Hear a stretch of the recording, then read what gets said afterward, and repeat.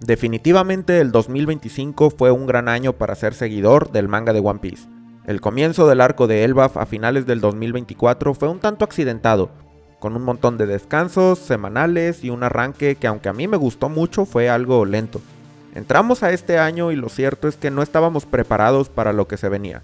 La cantidad de revelaciones geniales, confirmaciones y descarte de teorías que llevaban años siendo planteadas e incluso algunos momentos que ni siquiera veíamos venir, hicieron de este 2025 una experiencia muy disfrutable. One Piece es conocido por dejarnos cada vez con más preguntas que respuestas, y aunque es cierto que hay muchos misterios nuevos sin resolver, también conocemos ahora un montón de cosas que siempre quisimos ver. Así que en este video voy a enlistar todos los misterios resueltos del año 2025. Y por supuesto, si no vas al corriente con el manga, habrá spoilers a continuación. Una de mis expectativas para el arco de Elbaf era conocer más sobre el dios del sol Nika. Y ya desde el capítulo 1136 Yarul comenzó a contarnos cosas. Nos reveló la existencia de un texto llamado Harley, escrito en un lenguaje arcaico que habla sobre el dios del sol. En el pasado el mundo fue destruido 2 veces y en ambas aparece la figura de Nika. Debido a la ambigüedad del texto, algunos han interpretado que es un salvador, otros que es un destructor o incluso un dios de la risa, pero todos concuerdan que su aparición presagia un gran cambio en el mundo. Fue en este capítulo donde pudimos observar una nueva silueta del personaje un poco más detallada. A diferencia de lo que habíamos visto previamente, este Nika poseía un escudo y espada en vez de una espada y una lanza. Más tarde nos dimos cuenta que esta imagen viene de cierto mural que nos dejó a todos boquiabiertos, y quizá esa es la apariencia que tenía Joy Boy, y no tanto el Nika original. No diría que está resuelto el misterio de Nika para nada, pero al menos ya sabemos más cosas. Este año también nos fue resolviendo muchas dudas sobre la misteriosa organización conocida como los Caballeros de Dios. En el capítulo 1136 se aparecen Gunko y Shamrock frente a Loki, y le ofrecen formar parte, lo que nos confirmó una duda que teníamos. Si era posible que personas fuera del linaje de los reyes fundadores pudieran convertirse en caballeros, y aunque parece que en su mayoría los caballeros de Dios son Tenryubito de nacimiento, sí que es posible que personas externas a Marilloa también lo sean. Y bueno, en el capítulo 1137 por fin, después de mucho especular, aprendimos el nombre del gemelo de Shanks, Figarland Shamrock. Para las 3 personas que todavía creían que quien se había aparecido en Elbaf era Shanks, al fin vieron sus dudas despejadas.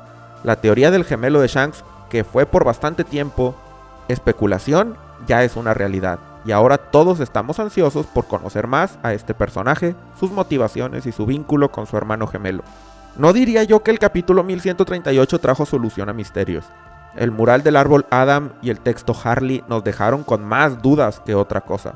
La página final de este capítulo es probablemente el momento más importante del año y uno de los más importantes de toda la obra. Personalmente, dedico un tiempo cada semana a ver este mural, pensando que si lo miro fijamente, eventualmente me revelará todos sus secretos. Cuando menos hubo un misterio que sí se resolvió, que es la confirmación de que hubo más de un cataclismo en el pasado distante. En el capítulo 1139 se resolvieron 2 preguntas que resultaron tener la misma respuesta. Una era, ¿en qué momento veríamos a Scopper Gavan en la historia? La otra, ¿quién era ese misterioso tipo del sombrero que esperaba a los Mugiwara en Elbaf y que estaba tomando sake con Crocus en aquella portada? Gavan nos mostró una gran habilidad, pudiendo darle batalla a Luffy y a Zoro al mismo tiempo, a la vez que revelaba su maestría en el uso de Haki del Conquistador. Le dijo a Luffy que si Elbaf seguía en pie, lo buscaran más tarde. Seguramente tendrá grandes revelaciones que contarnos cuando el arco termine. Desde su aparición en Egghead, los portales de invocación del Gorosei llamaron mucho la atención y en particular nos dejaron cuestionándonos su funcionamiento y más que nada, sus limitaciones, pues aparecerse a voluntad en cualquier parte del mundo podría representar una total ruptura de la lógica del mundo de One Piece. En el capítulo 1140 aprendimos más sobre este tema, pues se nos dice que el lugar al que conducen esos portales se llama el Abismo, y además que se necesita una marca para poder cruzarlo, lo que efectivamente limita bastante su uso. El capítulo 1143 nos trajo al fin la confirmación de la existencia de cierta fruta del diablo que todos esperábamos, la Zoan mitológica del Kirin.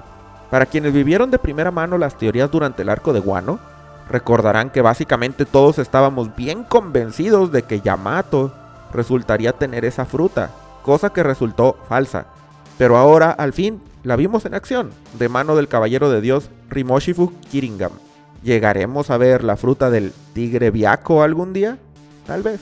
Los capítulos 1149 y 1150 trascenderán a la historia como un parteaguas en One Piece, pues Imu, un personaje que se mantenía escondido y que si aparecía solo era para decir algunas palabras o mostrar su intimidante mirada, se apareció en Elbaf, poseyendo el cuerpo de Gunko, y nos mostró de lo que es capaz y por qué es el dios del mundo actual, un haki del conquistador abismal, alas vampirescas y la capacidad de materializar objetos son algunas de las cosas que le vimos hacer después de su llegada.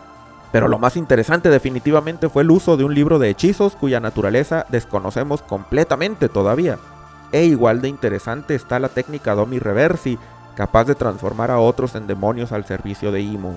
Dorry y Brogy, así como múltiples gigantes de Elbaf, fueron convertidos en lo que parece seguir las reglas del juego de Reversi del mundo real. De nuevo, como el abismo, el Domi Reversi parece ser una habilidad que rompe toda la escala de poder y conveniencia en One Piece. Y aún ahora, aunque ya hemos visto su uso una vez más, todavía no entendemos bien su funcionamiento, reglas y limitaciones. En el capítulo 1152 comienza el increíble flashback de la historia del Rey Harald, Loki y más notablemente el legendario capitán pirata Rox D. Sebek. Una de las primeras escenas nos deja ver algo increíble. Shanks tenía una marca curiosa en su brazo izquierdo. Antes de tener confirmación todos supusimos que esa era la marca del abismo que se nos dijo previamente, cosa que resultó ser verdad. Y por lo tanto surgió la especulación sobre si Shanks fue un caballero de Dios y además la noción de que perdió su brazo en la Villa Fuchsia, en parte con la intención de deshacerse de dicha marca. En el capítulo 1153 confirmamos un detalle sobre una figura mítica conocida como la Gran Serpiente Bañada en Sangre, que Dorry y Brogy mencionaron en el arco de Little Garden. El Rey Harald, en una conversación con Ida, nos revela que en efecto así es como los gigantes de Elbaf le conocen al gran continente rojo, la Red Line. Otra revelación que tuvimos en ese capítulo fue la razón de que el príncipe Loki usa vendajes en sus ojos. Él nació con unos ojos extraños, que fueron suficiente razón para que su madre Estrid lo repudiara y renegara de ser su madre, al punto de que lo arrojó desde el reino solar hasta el inframundo. Loki, quien nació con una fuerza prodigiosa más allá de todo lo que habíamos visto hasta ahora, escaló de nuevo el árbol Adam. Claro que aún después de saber este dato nos quedamos con más preguntas que respuestas en torno al tema de los ojos de Loki. En el capítulo 1154 se nos dio también una de esas respuestas que dejaron más preguntas al final. Yarul, en una conversación con Harald, nos habla de un grupo de gigantes llamados Galeila, que envían cartas a Elbaf hasta el momento de su captura. Además, nos cuenta sobre la leyenda de un ejército de gigantes congelados en alguna parte del mundo. Esto hace que el misterio de la caverna de gigantes congelados de Ponkhazar quede no resuelto precisamente, pero al menos ya sabemos un poco más de qué va la cosa. Pero el momento más impactante del capítulo 1154 no fueron los Galeila, sino alguien más.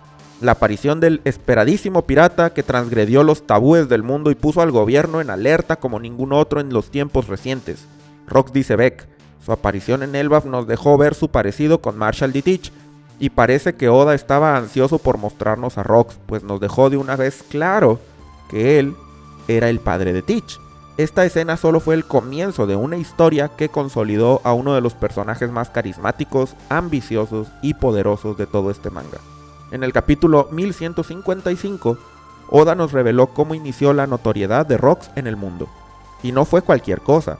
Se infiltró en Marilloa y entró directo a la habitación de las flores para declararle a Imu que era un seguidor de Davy Jones y que volvería algún día. Todo esto lo hizo durante un reverie y en el proceso mató a un almirante de la marina como si se tratara de cualquier cosa y conoció al Rey Harald, marcando el inicio de una no muy larga pero significativa amistad. En ese mismo capítulo se confirmó una teoría que llevaba casi tanto tiempo como la aparición del nombre de Rox en el manga, la idea de que él consiguió sus nakamas mediante la Davy Back Fight, una tradición que hasta este punto solo había utilizado Foxy en un arco que para muchos es relleno y el peor de One Piece. De pronto se confirmó como un recurso utilizado por el pirata más infame de los últimos años. Además, las teorías sobre los integrantes de Rox al fin llegaron a su fin. Pudimos conocer al misterioso Ochoku, aprendimos el nombre de Gansui, a quien vimos indirectamente desde Thriller Bark, a Shiki de joven, Barba Blanca, Stussy y un personaje nuevo, Don Marlon. Mientras conversaban con Harald, también aprendimos cómo Hachinosu tomó el estatus de la isla de los piratas. Previamente era una isla prisión, pero cuando se encontraron riquezas en el subsuelo, prosperó y se volvió una amenaza para el gobierno. Durante el arco de Shabondi, Shaki mencionó que hace aproximadamente 40 años ella era pirata y Garp solía perseguirla. En el capítulo 1156 supimos los detalles, pues ella era la mano derecha de la capitana de las piratas Kuya, Gloriosa, y más tarde ella se volvió capitana. En ese mismo capítulo conocimos a otro miembro de los Piratas Rocks, cuyo nombre ya se nos había mencionado, Kyo, apodado Gimbu, rival del León Dorado Shiki. Se presentó en Hachinosu para unirse a los Rocks. Su introducción hizo parecer como que iba a ser un personaje más importante de lo que terminó siendo, aunque siempre cabe la posibilidad de que Oda le tenga preparado un papel futuro, ya sea en otro flashback o incluso en el presente. Para cerrar el capítulo, Rocks nos reveló que su plan incluye la obtención de 2 frutas del diablo. Una de ellas es la fruta legendaria de Elbaf, y Harald debía ser quien la consumiera para sacarle el máximo provecho. En realidad esto no resolvió nada y más bien nos dejó con más preguntas, aunque hay que considerar que el número del capítulo 1156, en donde el número 56 se pronuncia Gomu, es una pista importante del misterio. El capítulo 1157 nos reveló que el tesoro de Hachinosu, que fue mencionado brevemente durante el flashback de Kuma, era Shaki, quien cuando decidió abandonar su puesto de capitana y poner un bar en Hachinosu fue tenida por todos como un gran tesoro. Quizá no fue una revelación a la altura de lo que esperábamos, y este punto hizo que muchos dudaran sobre la narrativa en torno al incidente de God Valley, pero al final, Oda supo perfectamente cómo manejar todo para que encajara como debe ser. En el capítulo 1158 aprendimos a medias cómo fue que God Valley terminó siendo el sitio de la cacería humana de hace 38 años. Fue Figarland Garling, durante una misión, quien dio con ese lugar y descubrió que ahí vivían miembros de la familia Davy, buscados por el gobierno mundial desde su fundación. Aún así no aprendimos los detalles de la isla, ni por qué se llama God Valley en primer lugar, ni cuál era la misión que tenía Garling. En ese mismo capítulo conocimos a la madre de Shanks, aunque no sabemos su nombre ni vimos su rostro, pero al menos tuvimos un vistazo. Se confirmó que ella fue quien le heredó el cabello rojo a sus hijos y además por fin se confirmó que en efecto tanto Shanks como Shamrock tuvieron como su tierra natal a la isla God Valley. Además al final resultó que Garling era un maldito que asesinó a la madre de sus hijos como si nada. En el capítulo 1159 averiguamos que Monkey D. Dragon estuvo en el incidente de God Valley como uno de los marines enviados a capturar a los ciudadanos. Este fue el momento clave que hizo a Dragon ver la hipocresía de la justicia de la marina como organización. Además de eso representa el momento en el que Oda por fin nos comienza a acercar más a este personaje y sus razones de haber fundado el ejército revolucionario y declararle la guerra a la Tierra Santa. Otro personaje clave que vimos comenzar su carrera en este capítulo fue Morgans, quien desde muy joven ya era capaz de chantajear al Cypher Paul gracias a la información que obtenía. Fue él quien interceptó el mensaje de Ginny y se encargó de difundirlo a Hachinosu. ¿Por qué se habrá interesado en compartirlo a la isla pirata? Hay que tener mucha atención en cuanto a Morgan se refiere, pues seguro tendrá un rol muy importante en el futuro. En ese mismo capítulo, Rocks se encontró con Harald antes de llegar a God Valley y nos dio una de las revelaciones más grandes. Su verdadero nombre es Davy, dice Beck, descendiente del pirata legendario Davy D. Jones. Además nos explicó que su tierra natal es God Valley, a donde mandó a vivir a su esposa e hijo para que estuvieran en un sitio seguro. El destino no estuvo de su lado en esa situación, pues el gobierno mundial ahora estaba a punto de destruir el lugar, al haber encontrado miembros del clan Davy ahí. En el capítulo 1160 vimos a Teach junto a su madre y demás miembros del clan Davy. Teach estaba horrorizado ante los Tenryubito que deseaban masacrarlos y probablemente esa imagen mental lo acompaña hasta el día de hoy. Curiosamente la madre de Teach, Eris, se parece mucho a Robin y a Olvia, pero es incierto si hay una conexión entre ellas más allá del parecido facial.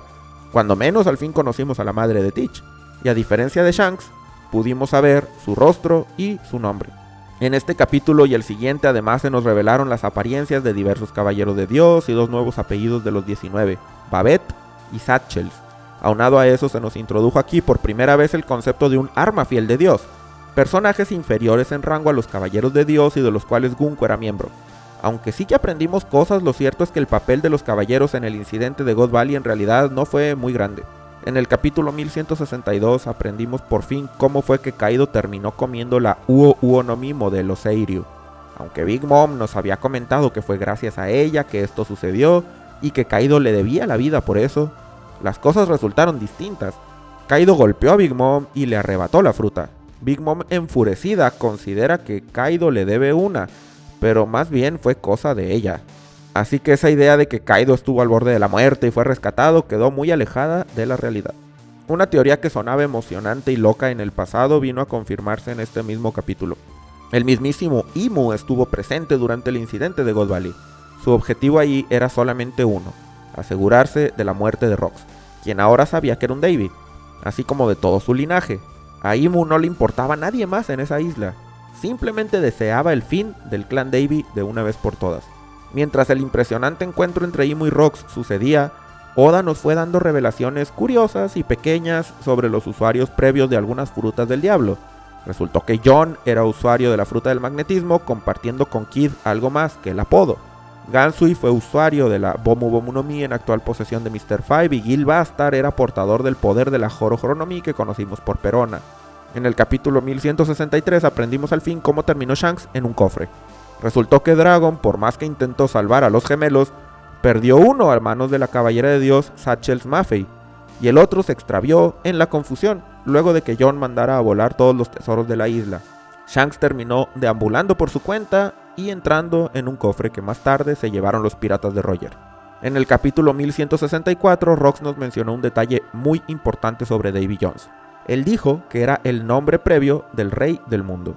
Aún no conocemos bien la totalidad de esta historia, pero cuando menos tenemos un dato nuevo sobre el cual podemos especular. Una teoría que surgió tan pronto como vimos a Teach en God Valley era que quizá Kuma, quien salvó a muchos en la isla en ese día, salvaría también a Teach y quizá a su madre, cosa que terminó siendo verdad. No solo eso, lo salvó de un ataque de Rox, siendo sometido a un Domi Reversi, y la sucesión de los hechos hizo que tanto Imu como Rox creyeran que en efecto Eris y Teach murieron. Y vamos, uno de los puntos más importantes y trágicos de este incidente fue precisamente que Imu lograra con éxito usar el Domi Reversi en Rox.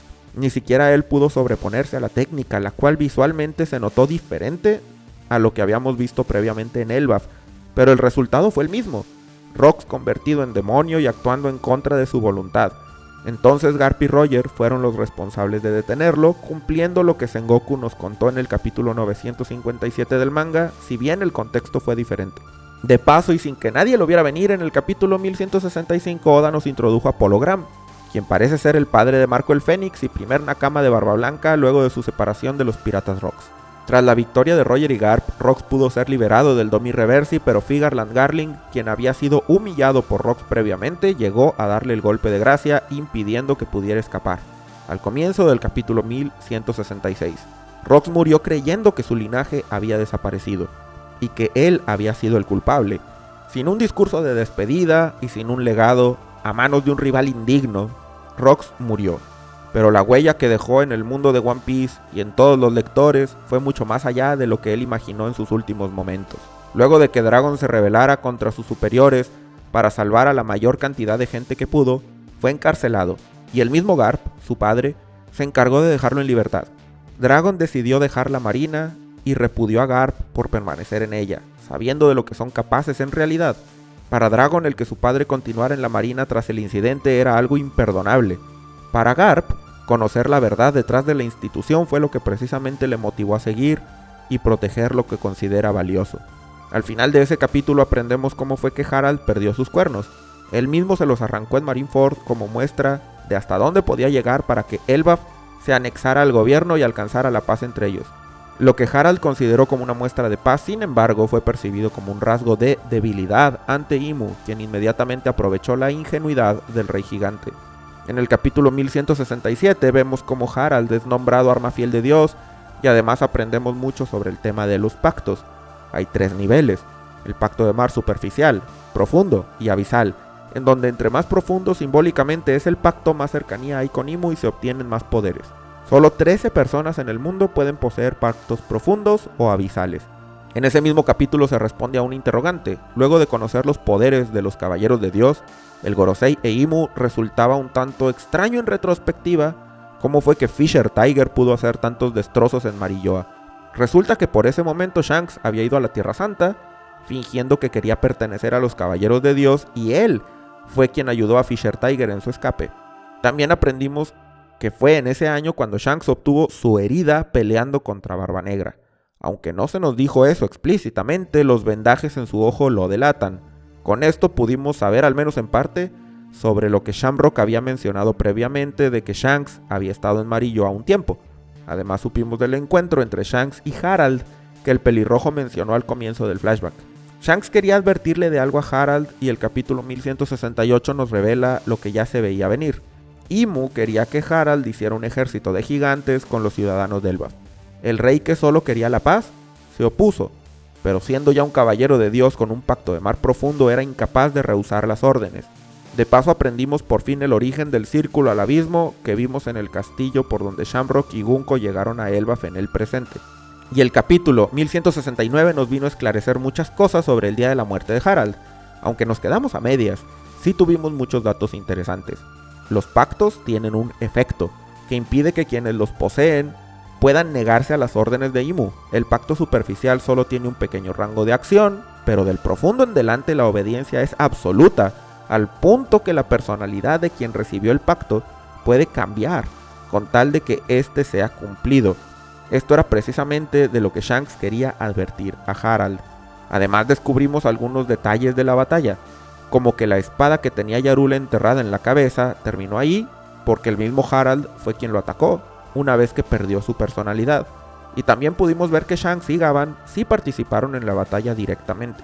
Y un descubrimiento bastante inesperado vino al final del capítulo cuando resultó que el martillo Ragnir parece tener cierta voluntad propia, un tanto más evidente que la de otras armas con voluntad como las espadas malditas.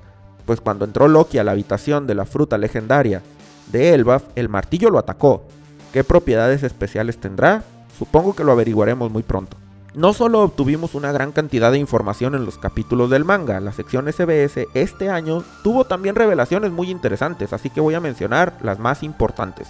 En el volumen 111 Oda nos dice que el planeta de One Piece lleva por nombre Planeta Azul, cosa que ya habíamos visto en la mini historia de Enel, pero acá se nos confirma que ese es el nombre oficial que tiene. Además nos confirma que el puente que Roger visitó en su viaje con Oden no era Tequila Wolf. No nos dice cuál de los otros tres era, pero sí nos afirma que ese es diferente del que Robin conoció después de ser lanzada por Kuma durante el arco de Shabondi. Un personaje curioso es el ex Shichibukai Hanafuda, que solo ha sido mencionado en los SBS. Fue el que Ace venció y cuya vacante fue ocupada eventualmente por Kuma. Aquí Oda nos cuenta que Hanafuda fue el padre de Ulti y Page One, y que trabajaba con Kaido y quería que él fuera el rey de los piratas, al quedar impresionado por su fuerza. En el volumen 112 del manga, Oda nos reveló que uno de los piratas Rocks, a quien vimos en el flashback de Kuma con 4 brazos, es Gilbastar, protagonista de uno de los one-shots publicados en el volumen Monsters, junto a la historia de Ryuma. Además confirmó que su cuerpo fue de los que apareció como General Zombie en Thriller Bark. En el volumen 113, Oda nos reveló otro más de los apellidos de las familias de Tenryubito, Roswald, lo cual es curioso, pues eso quiere decir que el padre de Charlos resulta llamarse Roswald. Además, en ese volumen, Oda confirma lo que se había sugerido antes en el Vibrecard Databook, que Franky es hijo de Queen. Con esto se pone fin al misterio de cuál era la ascendencia de Franky, si bien resultó ser muchísimo menos interesante e importante de lo que parecía cuando se planteó el misterio en Water 7. Probablemente la más grande revelación de los SBS en este año fue la aclaración sobre los calendarios en One Piece. Oda nos aclara que el calendario de cielo Tenreki, así como el del círculo de mar o Kaienreki, son ambos vigentes en la actualidad.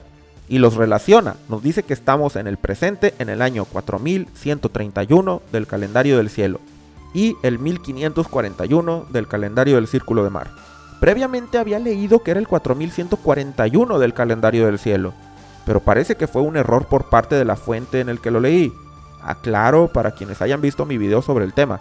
Como sea, este dato es muy interesante y nos da un contexto de la temporalidad de los eventos que Robin describió en la saga de Arabasta haciendo uso del Tenreki. El anime de One Piece también vino a darnos una pequeña aclaración sobre cierto tema importante, la apariencia de Joy Boy, pues su silueta en el manga durante la conversación con Emmet parecía sugerir que tenía una pata de palo y un brazo robótico, pero en el anime resultó más evidente que esto no fue verdad. Considero que es un detalle suficientemente importante como para que el equipo de animación le preguntara a Oda en vez de interpretar por su cuenta así que asumiré que la silueta vista en el anime está bien representada. Aunque el anime tiene historial de tener ciertos errores de continuidad, algunos poco importantes pero otros no, así que ya veremos. Y con esto terminamos con todas las grandes revelaciones y misterios resueltos de este año 2025. Espero que este video te haya gustado, pero más aún, espero que pases un excelente fin de año y que te vaya muy bien en este próximo 2026. Muchas gracias a todos los miembros del canal por su apoyo. Agradezco a los caballeros de Enel, Miguel Cuda, Lucas Núñez, Chofócrates, Hana Hananomi, Emi, Leaku, Sinques Hermoso, Mane, Skype el mejor arco del mundo, Dios del Café Soluble, Facundo Elizondo, Steven Zafudel, Luis Arnott, Gonzalo Cazorla, Devil David, Fernando Vincelli, Lucas Arriola, Luffy Dimonkey, tú, Gabri Kelme, Akir el Metalero, Towi G, El Shibi, Ariel Noriega, Sanaxtonio, Memo Licea, Maximiliano Emanuel Acosta, Javito 1987, Agriel Vale, Hernán N. Arriola, Ramón del Malvar, Nomi, David Nafa García, S. Klachman y Matías Banuera. Así como a los comandantes Zinc, a Lup, Ramón Parra, Mugiwara Ocelot, David Ginas, Federico Juárez, Luis Mira, Soy Dani Barrios, Miguel Pérez, Alejandro González, Jerónimo Giolillo, Iván, Agustín, Terresegundos, Cristian Ledesma Candás, Josep de Yolide, Kaiser X, Waldos, Léeme la Mente, David Dionisio, Oscor 25, Jarayuco 1, Benjamín Bustos, Diego Ahumada, Roberto Sea, Tiago Suárez, Ari Aguilar, Brian Kirsinger, Gonzil, Félix Sal, Vaca Banana, Fiorella Paulini, Jessica Pérez, Gerhard Ditit, Ángel Salazar, Yar, Pedro Teruel, Fede González, Juanini, Belino Josa, Fabián Coelho, L. Gabriel Peña, Lucas García, Jesús Novelo, Ryumo Giro, Fede González, Paulo Ulises, Ay pero qué rico, Mauricio Ortega, Zungol, Helic, Miau Mastery, Minor Alonso, Abraham ASL, Emiliano Burgos, Esperanza D, Gonzalo Ariel Villa, El J, Andrew Haza, Juan, José Román, Adro, Biguda Moreno, X, Laura Alejandra de Silva, Alejo Can, Juan Trejo, Pericochelo, Fantasma, Saúl Iscali Landeros, Saturno Play, Daniel, Eileen SG y Limor Cor, así como a todos los Piratas Inc. Si quieres formar parte de los miembros en cualquiera de sus niveles, haz clic en el enlace en la descripción o en el botón de unirse debajo del video. Muchas gracias a todos por llegar hasta el final y nos vemos en el próximo video.